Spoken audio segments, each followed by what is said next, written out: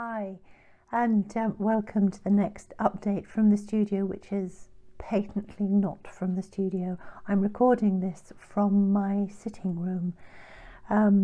This update today will be about my dad. I mentioned in the last video that I wanted to bring him home from his home, his nursing home, so that he could die here in my front room, surrounded by friends and family and me. And that didn't happen. So in this video, I'm going to show images of a dead person. I'm going to show you my father when he's dead. So if you have a worry about that, then I do understand. Don't look at this video. Though I think you'll miss out if you don't look at it, because the story of people's death is so unique and also so much the same. You know, people end their lives, they take their last breath, and what's left is the shell.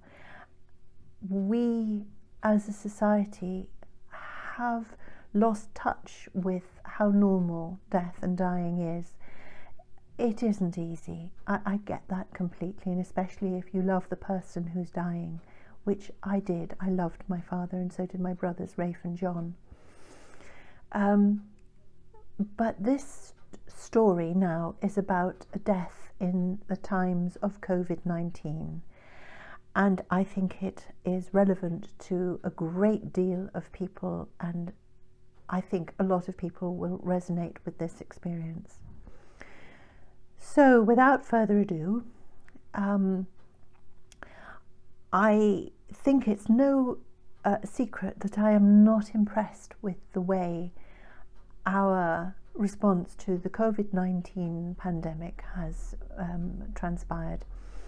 I think that we have become so terrified that we have lost our connection with our humanity, and we have lost our common sense. We have constructed a fortress of fear, and we hide behind this fear. We see each other as manifestly dangerous. So in the case of my father, he, being an old person and suffering from Alzheimer's and dementia, was locked behind a wall of isolation for 3 months before I got the call telling me he was palliative and that I could come in and see him. In those 3 months, there was nothing anyone could do to tell him that we were not allowed to go in to see him. How could we explain to an old person with Alzheimer's that we hadn't abandoned him when all of our actions showed him that we had? So we had to let him go. I did do FaceTime calls with him, which was very painful because, in effect,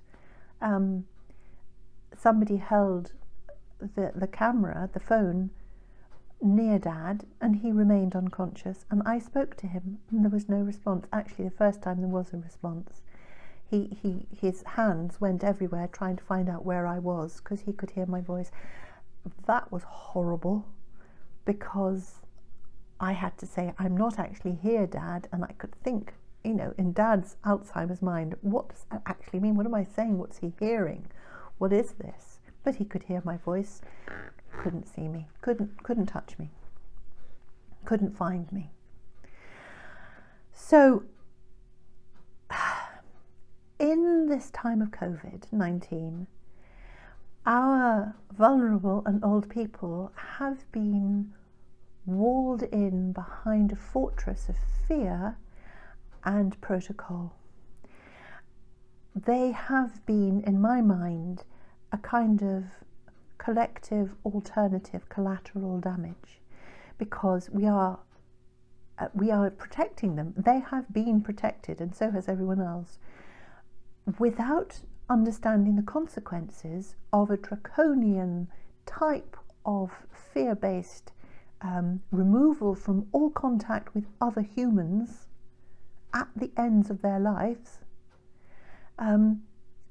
And that will have far-reaching consequences, not only for them, but for us, the people who have had to wave our loved ones goodbye to in a kind of wartime scenario where they have no rights and no control over this situation, and neither do we. We kind of wave them goodbye, and we mostly never see them again because they go into behind this wall of protection and protocol and fear, and they die on their own. Don't forget that in part of the protocol of protection is that whoever's looking after people will have to be covered in protective smocks or gowns. That's my father's clock, and he loved clocks. He had 6 of them, and now that's 6 o'clock. However, people being looked after, their carers appeared suddenly in masks, which makes talking and listening difficult. Gowns, gloves, hats, aprons. What does that say to somebody who's not well, or to somebody who has Alzheimer's and who is being looked after? It says, you, person with Alzheimer's, cannot be touched. You are unclean. We are frightened of you, and you must be frightened of us. I understand that there have been a lot of deaths from COVID-19 and a lot in nursing homes. I no doubt that has happened, and that there is a great deal of pain involved with that. However, a lot of old people in their old people's homes, and a lot of vulnerable people would have died anyway without having COVID-19. A lot of people did, but an awful lot of people didn't die of COVID-19. Awful lot of people didn't. And there are ways of dealing with this, I'm sure, but the way that we have dealt with it has created a situation where there is going to be a great deal of complicated grief and guilt from everyone left behind, not able to be anywhere near their loved ones when they died, or to find any closure. So, without further ado, let's begin. I went to see my father at his care home when I got the call that he was palliative. This is what I'm wearing, a blue thing, an apron and gloves. Apparently I have this on back to front. Oh dear.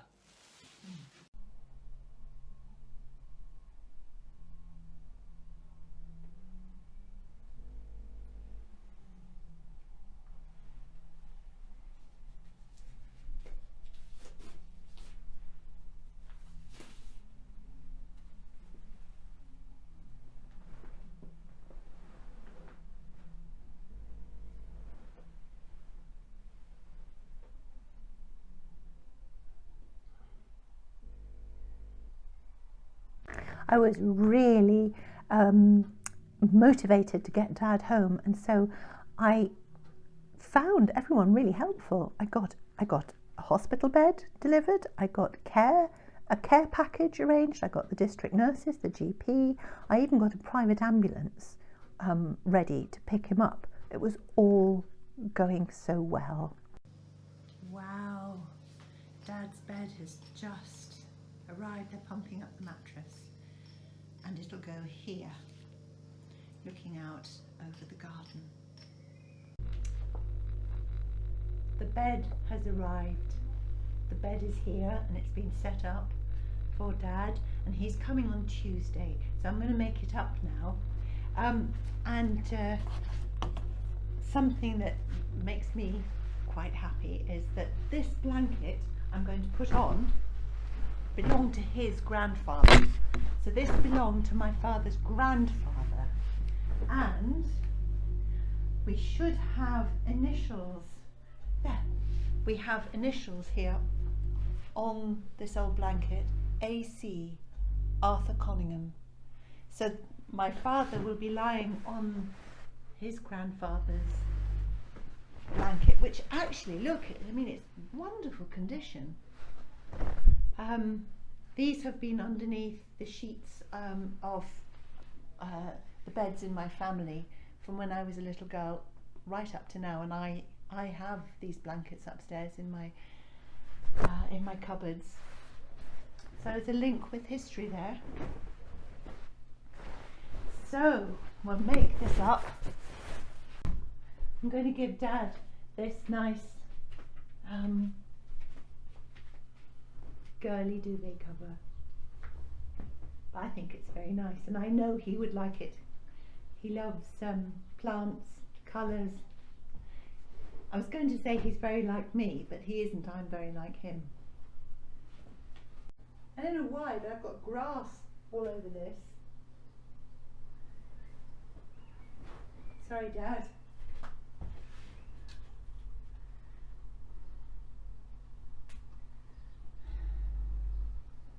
How have I got grass on this duvet cover? Is it grass? Yeah, it's grass. So this is what we do.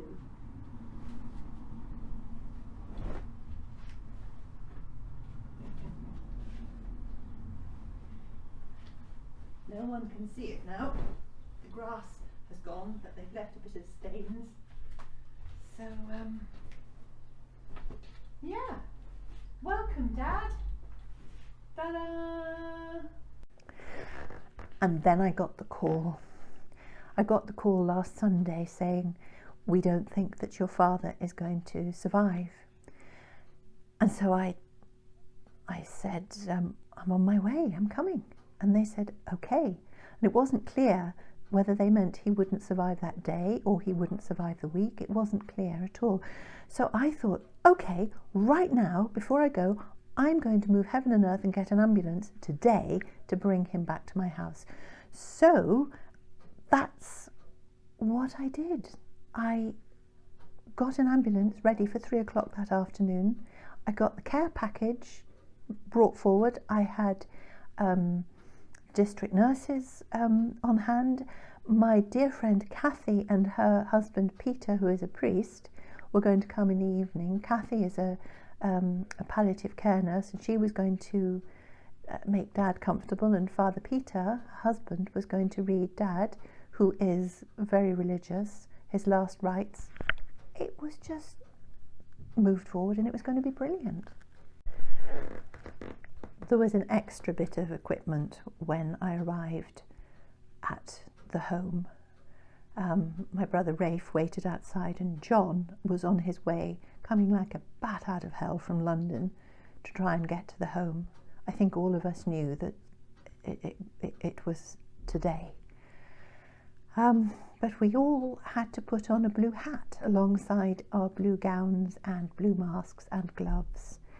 And we all looked like palliative smurfs.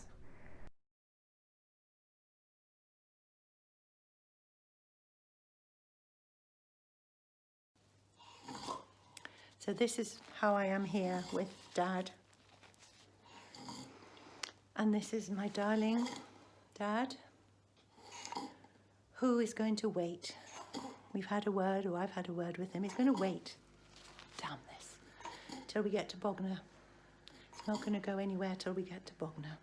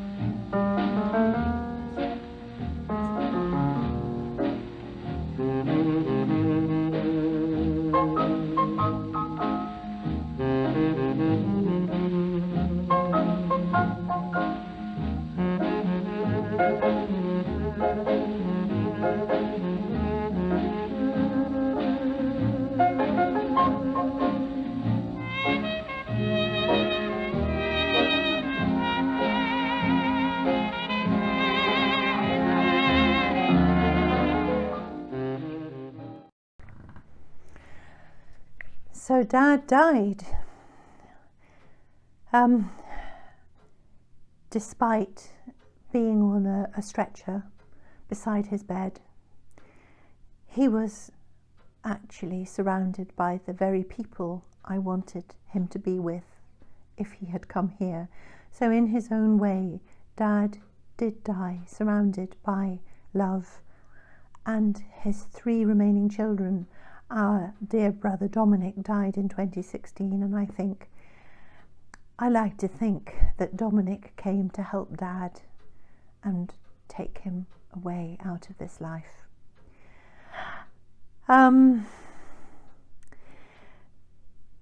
Dad's death was entirely his business, and I think that what I've taken away from this is that I became very, very attached to the idea that Dad would come here and that his death would be something I could control. And of course, we know that we can't control somebody else's death. It's very difficult to control someone else's life. So controlling and being able to predict somebody's death is very difficult. So Dad, who had done all the work himself to get to the point, his exit point, he simply couldn't stay. So even though he was put on the stretcher to go into the ambulance, it made no difference to him whatsoever. He wasn't going to wait. He couldn't wait. That wasn't his story. That wasn't the plan. That was nothing. His coming to us, to me, was nothing to do with him. It was about me. I wanted him here. I thought I could give him suddenly this fantastic send-off. Well, he had his own plans. And how was I to know what they were? I don't even know that he knew what they were. However, his story ended last week on the stretcher, surrounded by the children who were left, Rafe and John and me, and in spirit Dominic. And we held him and we loved him, and we did look like palliative smurfs in our blue outfits, which my brother Rafe called us palliative smurfs. But the effect was the same. We held him, we told him we loved him, and he left with the very people I had longed to be with him when he died. That was lucky. Maybe he arranged it, because who knows? If he had come here, maybe my brothers couldn't have got here on time. Who knows? But this death was, it was unusual because we hadn't been allowed near him. And at the end, we were all there in badly fitting PPE because we hadn't time to put it on properly. And then we took it off because it was in the way. And at the very end, of course, everyone was milling around. You know, some of the staff hugged me afterwards. I loved that. It just showed that, you know, with the people who really do look after our loved ones, they really do care, you know? And when they get a chance, they go beyond the call of duty. So, Dad died. We came home, and then I had to have the bed removed. The night before Dad died, I had a dream, and before people die that are close to me, I always get something. I get a visitation, a dream, an experience. Something happens. And the one I had for Dad was that I was on a kind of quayside looking out over in a vast ocean, a sea, and the sea was so real that it was almost beyond real. It was deep and jewel-like in colour, and suddenly the waves started to rise and they started to form huge kind of storm-like waves, and I could see them coming in, and I looked beside me here and the water was rushing like a tsunami towards me, and I turned and I ran behind myself on this key into a house and shut the door, and against the windows the storm and the sea was crashing against the windows, and suddenly past the window I saw a figure like this walking calmly and slowly through the storm, and I remember thinking, well, if that figure is safe, there's nothing for me to worry about.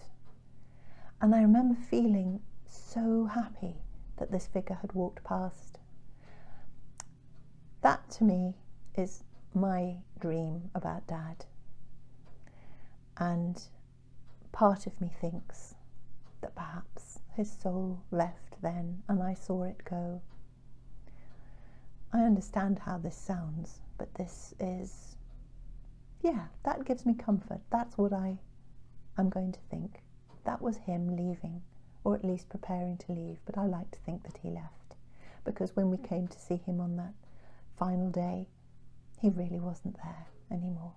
His body was, and until he took his last breath on the stretcher, just his body was there, and his breath.